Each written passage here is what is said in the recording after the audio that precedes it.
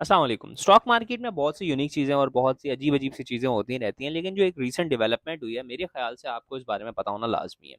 आपने सुना होगा कराची के अंदर कुछ बड़े-बड़े होटल्स हैं, जिनमें पीसी होटल्स आता है, मोवेनपिक आता है और रीजेंट प्लाज़ा आता है। ये कुछ बहुत बड़े होटलों में शुमार किए जाते हैं। अब जो रीजेंट प्लाज़ा है, वो एक कंपनी हो ओन करती थी, ठीक है, जो कि स्टॉक मार्केट के ऊपर लिस्टेड थी, जिसका नाम था जी Pakistan hotels development limited, PHDL, ठीक है? इस कंपनी के पास जो रीजेंट प्लाज़ा है, उसकी ओनरशिप थी, यानी उसका स्टेक था या उस प्रॉपर्टी इसकी जो है ना वो मलकियत थी। अब हुआ क्या कि एसआईयूटी को परचेज़, यानी कि Sindh institute of urology and transplant, ये एक बड़ा-सा हॉस्पिटल है जिसके पास बहुत ज़्यादा फंडिंग आती है, ठीक है? ये अदीब रिज़वी साहब इसको हेड करते हैं और आपने अमूमन पाकिस्तान में रहते हैं तो एसआईयूटी का तो सुना ही होगा। अब एसआईयूटी को एक चाहिए था कोई ऐसी जगह बिल्डिंग बनी हुई ताकि वो एक्सपेंड कर सकें, ठीक है? इनके पास 2 ऑप्शन थे, या तो ये एसआईयूटी एक नई बिल्डिंग बनाए या दूसरा ये कि किसी एक्जिस्टेंट पहले से बनी हुई बिल्डिंग को परचेज़ कर ले।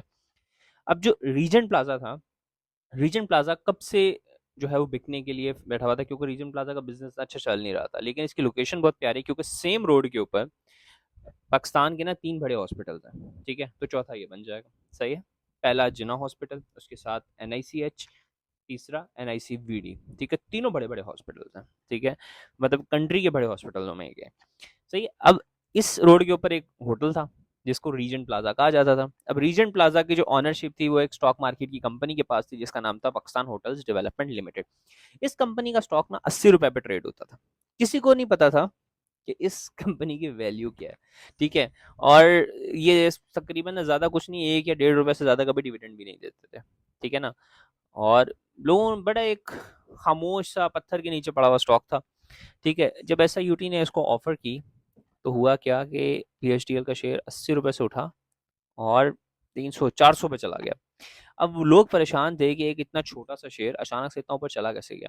फिर पता चला कि भाई जो एसआईयूटी है, वो इस रीजेंट प्लाज़ा को परचेज़ करना चाह रहा है। यानी कि अब ऑफ़र लगा रहा है, क्योंकि ज़मीन जो है, उसकी वैल्यू तो है ना, होटल बना हुआ है, तो एसआईयूटी ने जब ऑफ़र लगाई, तो उस हिसाब से इसका जो प्राइस थी, वो स्काई रॉकेट कर गई। अब नए इन्वेस्टर पैसा डालने से डर रहे थे कि दोबारा ना गिर जाए, क्योंकि एग्ज़ैक्ट डील क्या हो रही है किसी को नहीं पता, ठीक है? ये नोटिफ़ाई ज़रूर करवा दिया गया कि भाई बिक रहा है, ठीक है? अब लास्ट वीक बाकायदा तौर पे होटल जो है वो हैंडओवर कर दिया गया है एसआईयूटी पे, डील फाइनलाइज़ हो चुकी है। और सबसे मज़े की चीज़, ठीक है? अब यहाँ पे क्या, एक कंपनी है, ठीक है? जो कि रीजेंट प्लाज़ा को ओन करती है, पीएचडीएल, सही है? उस कंपनी की 99% जो एसेट है, या वो कंपनी के पास जो सबसे बड़ी प्रॉपर्टी है, वो प्रॉपर्टी है ही रीजेंट प्लाज़ा, सही है? यानी कि कंपनी इक्वल्स रीजेंट प्लाज़ा, 99% तो वही है। तो जैसे ही रीजेंट प्लाज़ा बिक जाएगा, तो होगा क्या कि कंपनी के पास कोई चीज़ नहीं रहेगी, कोई एसेट या कोई ज़मीन नहीं रहेगी, तो होटल ही नहीं बचेगा, तो वो चलाएँगे क्या? यानी कि कंपनी रीजेंट प्लाज़ा को बेच के उसके बाद क्या हो जाएगी? आउट ऑफ बिज़नेस चली जाएगी। अब जो डील फाइनलाइज़ हुई है, सही है?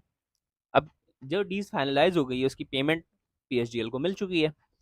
अब पीएचडीएल वालों ने क्या किया है कि क्योंकि उनको भी पता है इस कंपनी ने जैसे ही रीजन प्लाजा बेचा, उसके पास कुछ बचा ही नहीं है, कंपनी खत्म, वाइट वॉश खत्म, ठीक है?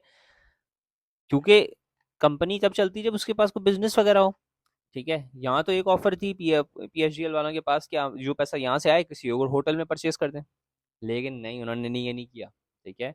पीएचडीएल वालों ने क्या किया, जितना पैसा आया वो डिविडेंड की फॉर्म में, यानी कि जिन बंदों के पास शेयर है उनके बैंक अकाउंट में डायरेक्टली ट्रांसफर, सही है? यानी कि क्योंकि पीएचडीएल के कुछ ऑनर्स होंगे, 4-5 होंगे, ठीक है, जो बड़े-बड़े जिनके पास ज़्यादा शेयर्स होंगे पीएचडीएल के, उन्होंने अपनी जेब में डालना है पैसा, उन्होंने डिविडेंड दे दी। अब 600 रुपए का स्टॉक इस वक़्त चल रहा है, सही है?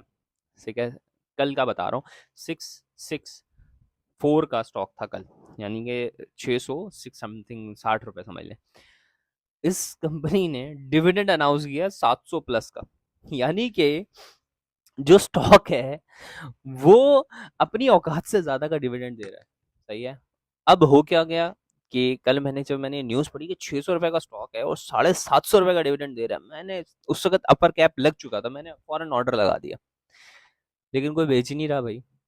मैंने ब्रोकर को बोला यार क्या सिस्टम है, कुछ जुगाड़ हो सकता है? कहता सर 700 रुपए का तो स्टॉक है, मतलब 600 रुपए का स्टॉक है, 750 का तो उसने डिविडेंड देना, तो 750 तक तो उसने जाना ही है, कोई बेच ही नहीं रहा, कौन बेचेगा? मतलब जो बेवकूफ़ी होगा वही बेचेगा, उसको पता है 600 रुपए की चीज़ है, जिसने कंफर्म 700 पे जाना है, उससे ऊपर पता नहीं कितना जाएगी। ठीक है? अब होगा क्या इसके बाद? समझने की चीज़ ये है, यहाँ पे लोग फँसेंगे, ठीक है ना? यहाँ पे लोग कैसे फँसेंगे कि जब वो स्टॉक एक्स डेट पे पहुँच जाएगा, यानी कि जो डिविडेंड है वो जब 750 रुपए का जो डिविडेंड आ रहा है, ठीक है? जब शेयर की प्राइस से कटेगा, तो शेयर दोबारा रीओपन कब होगा? 750 रुपए कट के, ठीक है? मिसाल के तौर पे मेरी प्रेडिक्शन के हिसाब से 800 या 900 तक जा सकता है ये शेयर, ठीक है ना? लेकिन अगर अपर कैप भी मारता रहे तब भी 700 या 750 से ऊपर ज़्यादा नहीं जाएगा, 100-150 के ऊपर ये खुलेगा दोबारा, जब ये डिविडेंड कट हो जाएगा आपके, ठीक है ना? डिविडेंड कैसे कटता है? मिसाल के तौर पर 100 रुपए की कंपनी है, उसने 5 रुपए का डिविडेंड दिया है, तो जब एक्स डेट आती है, जिस डेट में उसने डिविडेंड देना होता है, उससे पहले पहले जिनके पास वो शेयर होता है, तो 100 में से 5 रुपए कट जाते हैं ऑटोमेटिकली। अगले दिन जब शेयर ओपन होता है तो 95 रुपीज़ से ओपन होता है। इसी तरह जब 750 रुपये से कटेंगे, तो शेयर की ओपनिंग मेरे ख्याल से अपर कैप के साथ साथ 100 रुपये तक खुलेगा, ठीक है? अब कंपनी के पास कोई बिजनेस नहीं है, कंपनी के पास कोई पैसा नहीं है, ठीक है? जो पैसा है वो डिविडेंड की फॉर्म में दे रही है, तो आपको क्या लगता है कि उसके बाद बिजनेस कंपनी क्या करेगी? चाय का ठेला लगाएगी? पैसा तो है नहीं।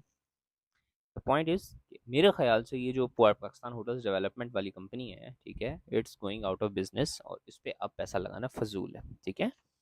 और इंतहाई रिस्की चीज़ हो जाएगी, ठीक है? एज अ छोटा इन्वेस्टर जो चीज़ मुझे समझ में आती है, अब लोग क्या करेंगे बता दो, 750 रुपये का स्टॉक है, लोग ये नहीं देखेंगे किस वजह से गया था, क्या स्टोरी थी, क्या चीज़ थी। अब क्योंकि आपने वीडियो देखी, आपको पूरी कहानी समझ में आई है, ठीक है?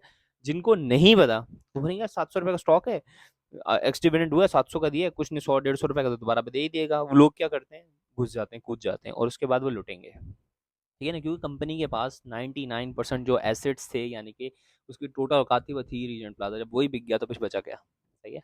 तो आई होप कि आपको समझ में आई होगी बात, ठीक है? अगर कोई बंदा स्टॉक मार्केट के अंदर न्यू है, चीज़ें सीखना चाहता है, ठीक है, professionally I am a doctor, लेकिन मुझे चीज़ें फाइनेंशियल मार्केट के समझे के बगैर आजकल आप सर्वाइव नहीं कर सकते, तो चीज़ें मैं सीख रहा हूँ, और साथ साथ वो सारी जर्नी मैं ऑनलाइन शेयर कर रहा हूँ, ठीक है? तो अगर आप स्टॉक मार्केट सीखना चाहते हैं, समझना चाहते हैं, जो चीज़ें मैंने देखी हैं, जो चीज़ें, तो मैंने एक बिगनर्स किस्म की गाइड बनाई है, जिस चीज़ों में मैं परेशान होता था वो आपको यहाँ मिल जाएगी, वो आप जाके देख सकते हैं।